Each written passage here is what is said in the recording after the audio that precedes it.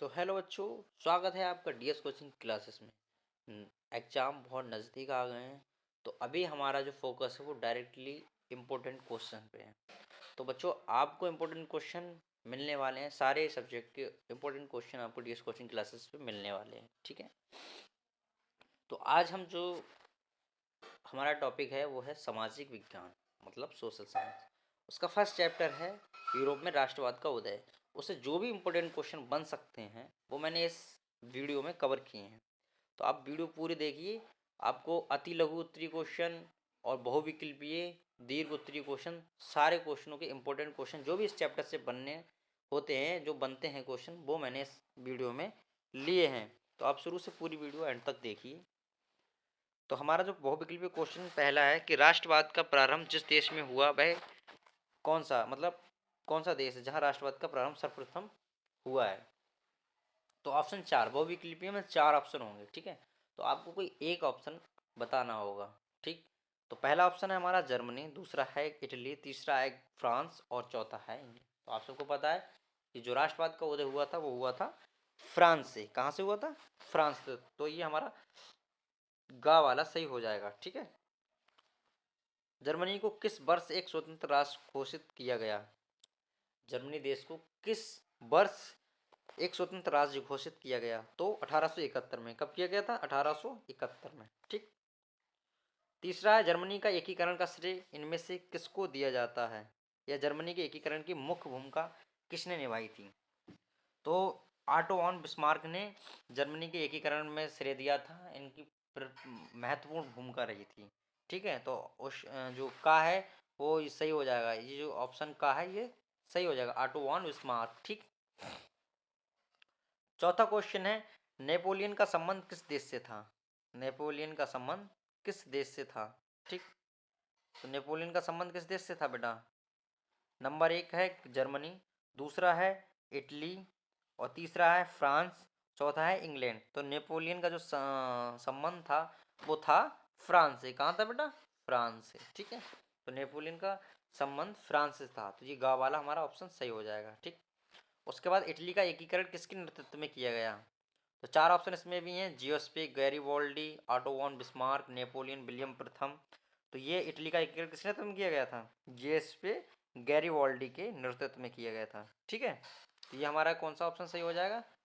का ऑप्शन ठीक हो जाएगा बेटा, ठीक है। छठा क्वेश्चन हमारा 1848 ईस्वी के फ्रांसीसी राजक्रांति के फलस्वरूप क्या हुआ था? निरंकुश राजतंत्र की स्थापना हुई थी, या सीमित राजतंत्र की स्थापना हो गई थी, या फिर सैन्य शासन की स्थापना हुई थी, या फिर गणतंत्र की स्थापना हुई थी? तो ये 4 ऑप्शन है, 4 ऑप्शन में से एक सही होगा। तो यहाँ पर है गणतंत्रता की स्थापना, गणतंत्र की स्थापना हो गई थी, ठीक है। तो हमारा जो ऑप्शन हो जाएगा वो घ ठीक हो जाएगा। कौन सा? घ, ठीक।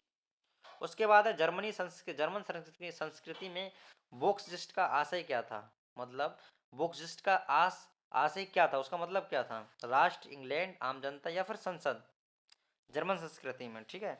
तो जर्मन संस्कृति में वोक्सजिस्ट का आशय था राष्ट्र।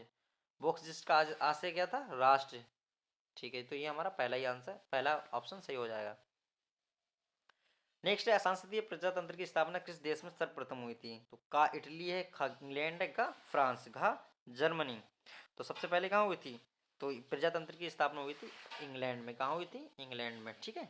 फिर नेक्स्ट क्वेश्चन है हमारा जियोस्पे मुत्सनी द्वारा स्थापित गुप्त संगठन था। ये 2022 में भी क्वेश्चन आ चुका है। तो इसने जो है यंग इटली की स्थापना की थी। किसकी स्थापना की थी? यंग इटली की। तो ये पहला ही ऑप्शन हमारा सही हो जाएगा। नेक्स्ट है नेपोलियन की पराजय कब हुई थी? ये बहुत इंपॉर्टेंट क्वेश्चन है, आप इसे मोस्ट इंपॉर्टेंट क्वेश्चन बना लीजिए, ठीक है। तो पहला है 1814, दूसरा है 1815 और तीसरा 1816, चौथा है 1817। तो इसका जो राइट ऑप्शन होगा वो होगा 1815। राइट ऑप्शन क्या होगा? 1815, ठीक। नेक्स्ट क्वेश्चन है ऑटो वॉन बिस्मार्क का संबंध किस देश था? तो ये वो सेम वही क्वेश्चन है। जब यहाँ पर ये यहाँ देखिए, ये जो है ना ऑटो वॉन बिस्मार्क, जर्मनी के एकीकरण का श्रेय इनमें से किसको दिया जाता है? तो ऑटो वॉन बिस्मार्क को। तो इसका संबंध किससे होगा बेटा? इसका संबंध होगा जर्मनी से। किससे होगा? जर्मनी से, ठीक। अब आते हैं लघु उत्तरीय क्वेश्चन में। किसमें आते हैं? लघु उत्तरीय क्वेश्चन में। देखिए पहला क्वेश्चन है जियोस्पी मुत्सनी और काबू ने इटली के एकीकरण में महत्वपूर्ण भूमिका अदा की थी, ठीक है। ये बात हमें पहले हम ऑप्शन में पढ़ के आए हैं, ठीक है। इस कथन की समीक्षा कीजिए। अब हमें इसकी समीक्षा करनी है, बहुत शॉर्ट में लिखना होता है, ठीक है। जब अति लघु होते हैं तो आप 4 या 6 लाइन में लिखे आओगे आंसर, तो बहुत अच्छे नंबर आपको मिलेंगे, ठीक है। तो उत्तर है हमारा 1830 दशक में जीएसपी मुत्सनी ने एकीकृत इतालवी गणराज्य के लिए एक सुविचारित कार्यक्रम प्रस्तुत करने की कोशिश की थी। उसने अपने उद्देश्यों के प्रसार के लिए यंग इटली नामक एक गुप्त संगठन भी बनाया था। किसने? जीएसपी मुत्सनी ने, ठीक है। यंग इटली नामक का एक गुप्त संगठन बनाया था। 1831 से 1848 तक क्रांतिकारी विद्रोह हुए, लेकिन इसे असफलता हाथ लगी। सार्डिनिया पीडमोंट के राजा विक्टर एमुलियल द्वितीय के मंत्री प्रमुख काबू ने इटली के एकीकरण में महत्वपूर्ण भूमिका निभाई। इसने इटली के प्रदेशों को एकीकृत करने वाले आंदोलन का नेतृत्व किया। ना तो वह एक क्रांतिकारी था और ना ही जनतंत्र में विश्वास रखने वाला। इतालवी अभिजात वर्ग के तमाम अमीर और शिक्षित सदस्यों की तरह वह इतालवी भाषा से कहीं बेहतर फ्रेंच बोलता था।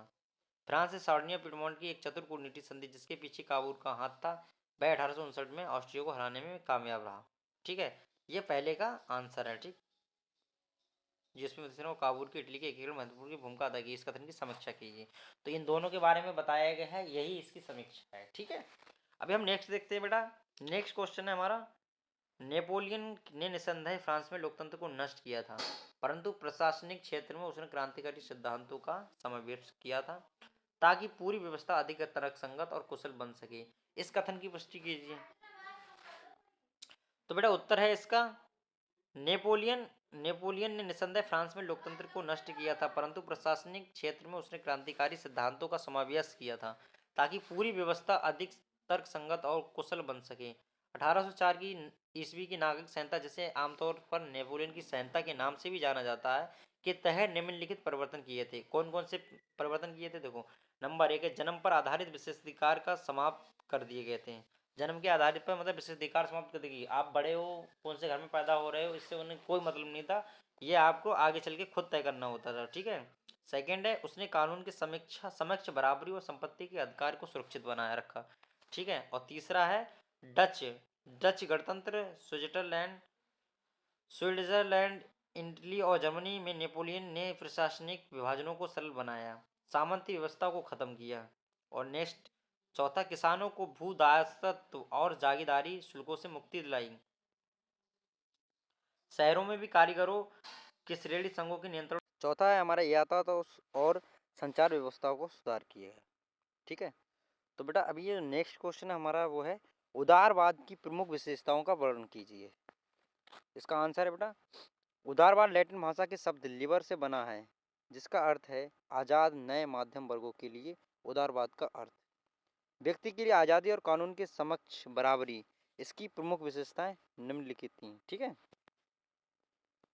तो बेटा देखो, इसका जो पहला है वो है, उदारवाद एक ऐसी सरकार पर जोर देता था जो सहमति से बनी हो, ठीक है।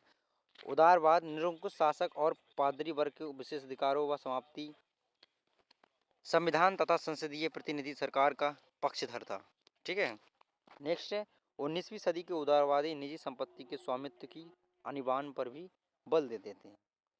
और बेटा इसका जो चौथा है जो बिंदु, वो है प्रत्येक क्षेत्र में उदारवाद बाजारों की मुक्ति और चीजों तथा पूंजवाद आवागमन पर राज्य द्वारा लगाए गए नियंत्रणों को खत्म करने में था। ये एक ऐसे एकीकृत आर्थिक क्षेत्र में निर्माण के पक्ष में थे जो वस्तुओं, लोगों और पूंजीवादों का आगमन बाधा रहित हो, ठीक है।